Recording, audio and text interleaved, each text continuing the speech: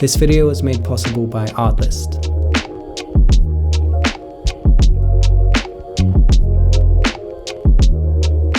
In a creative career, there will always be a singular point or several points throughout your career that will come to define your work and what you're known for in the industry. For me, there was a very special moment last year in 2024 that I could have never planned for, and that is this clip that I captured of a polar bear walking across a newly formed field of pancake ice in a storm swell. A combination you could never predict nor head out and actually try and document. It was that rare.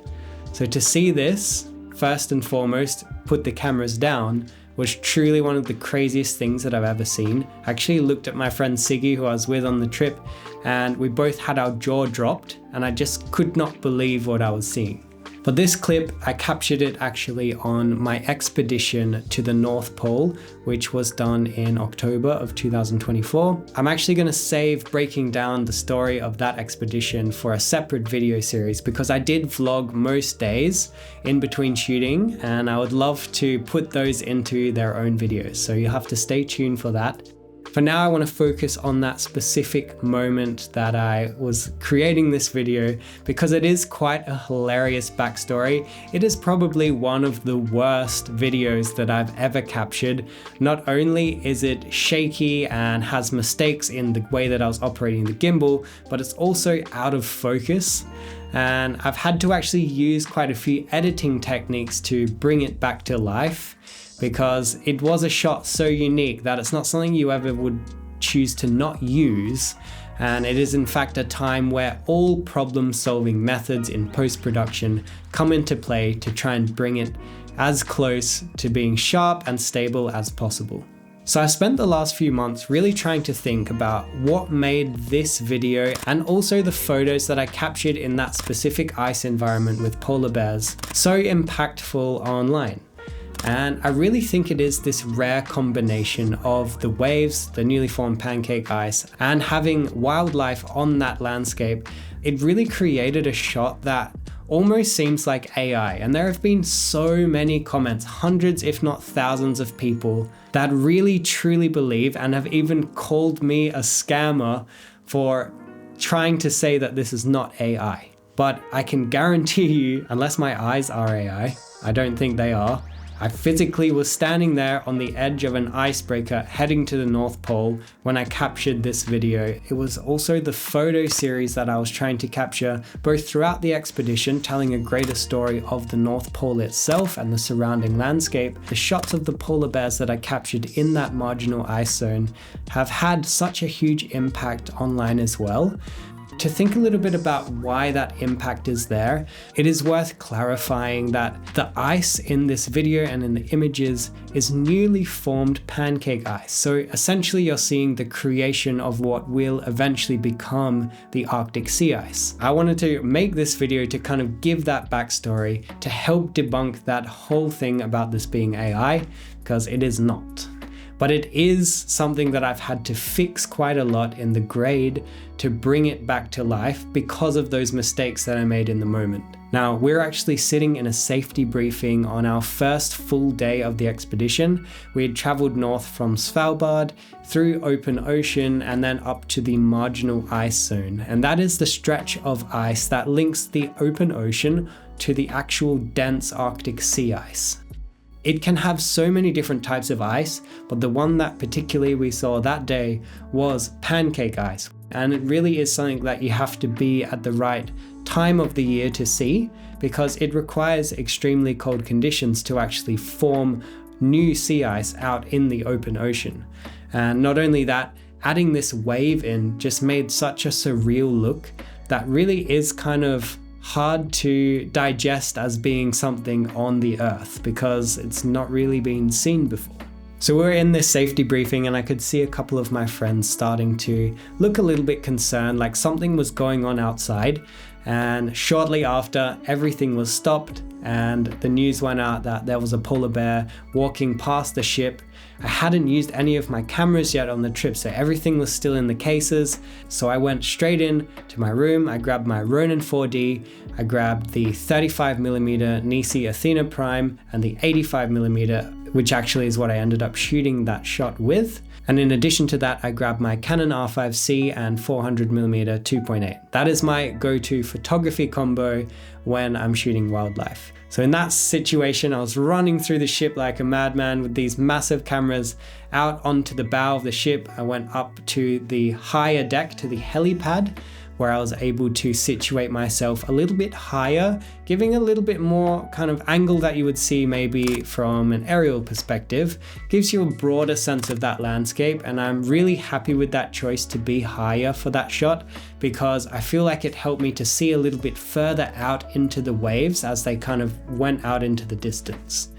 Now, one of the first things that I did in addition to getting this shot was to grab a bunch of details of the actual water movements with the ice from both a wide and a tight perspective. And that combination allowed me to just have the essence of the story captured so that I could then focus on the less predictable thing of documenting the wildlife, which you never know what's really going to happen. So having those other parts locked away allowed me to be more precise and controlled in the moment of capturing the polar bear.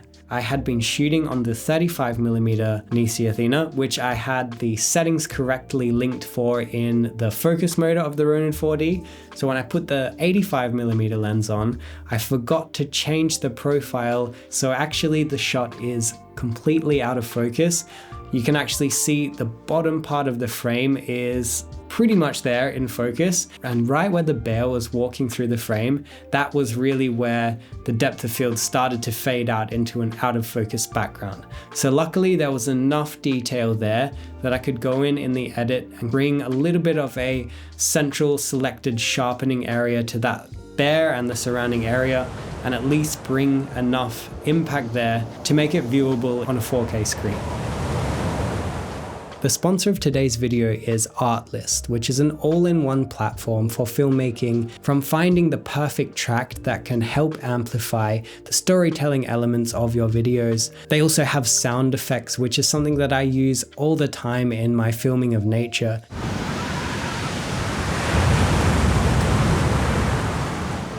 In 2024, it was quite a big year for Artlist. They introduced voice over AI, where you can input a script or a dialogue and then select from a huge range of different voices. They've also introduced LUTs. In my work, traditionally as a nature filmmaker, I don't use LUTs so much, but for my behind the scenes and vlog style footage, I love to use these LUTs, and it helps me to create and define a style that I can then carry forward through longer form videos from the field. You're looking at one of their LUTs right now. So thank you to Artlist for sponsoring this video, and you can see a special offer on their subscription plans via the link in the description.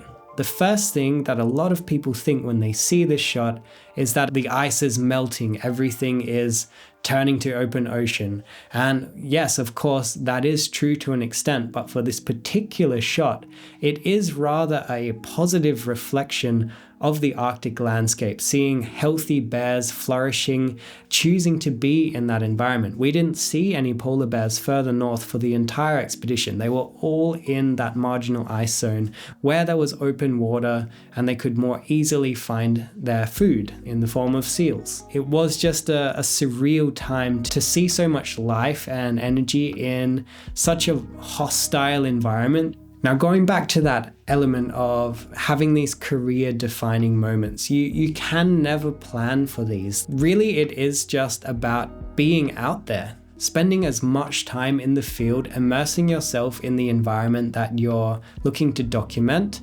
Eventually, these things will just come to you. At least I'm a believer in that, and it's happened several times throughout my career, especially in Iceland where I live.